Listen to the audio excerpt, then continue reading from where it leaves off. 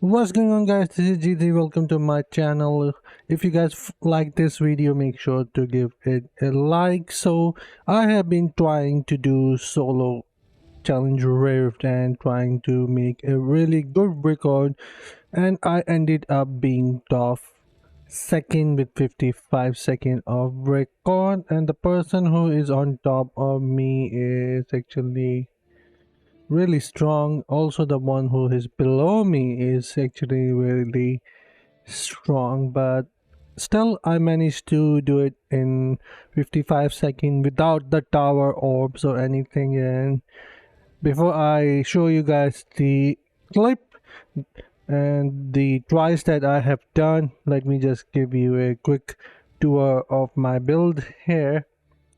4 piece of Shalbaz I was using there. I don't want to explain it and make a long video here, but 2 piece of Vitus Arch as well. There could be other options as well for the challenge bridge, but for me I was using this one.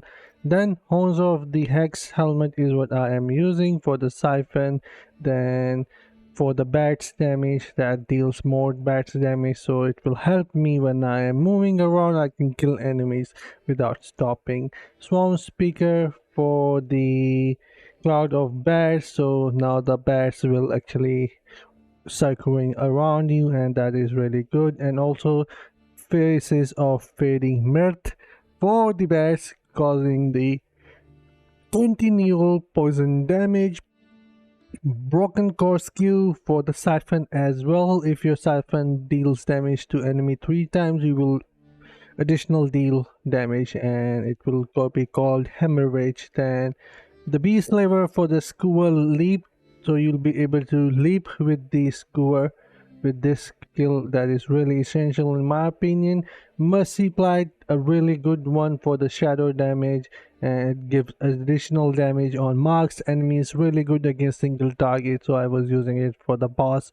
And the final here is the after shadow edge hits an enemy to place ricochet, so this is actually for crowd control.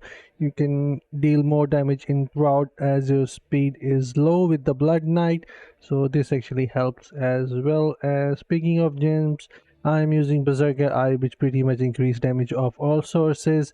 Then bloody reach will, which isn't doing really well for the blood knight due to the uh, 8-yard distance requirement. Then Gloomcast is really good, works really well in crowd control with your primary. Bloodsoaked Jade, really awesome for increasing mobility and overall damage output.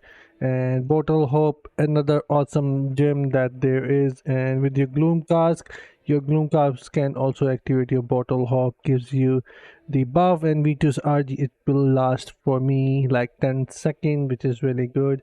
Mother Lemon, amazing gem for the for the bats and siphon and everything else. So yeah, then poison. Oh my God, what's happening there? Sipping Vial is what I am using, a 4-star. I got this from the Rift some time ago, and I am using this. It is only rank 2 at the moment, but works amazing. And lastly, the Fervent Fang, amazing gem. I finally able to upgrade this to rank 10. So speaking of skills, I ended up changing my Shroud of Night to Sanguinate so I can move faster. The one which I did with 55 seconds, this actually helps a lot. And my family buffs are Vengeance, here activate Vengeance, but for Blood Knight, skill damage, primary damage, buff duration, and critical damage. Hold on, I'm confused here. Primary damage, skill damage, critical damage, attack speed, and duration of beneficial effect would do the best for Blood Knight in all of them, in my opinion. So you can have more skill damage, you can have more critical damage, you can have more primary damage, you can have attack speed along with the duration of beneficial effects, in my opinion. But I am basically a demon hunter and will be switching back as well, and maybe time to time I'll be playing Blood Knight as well, but for now these are the setup, and enjoy the video guys.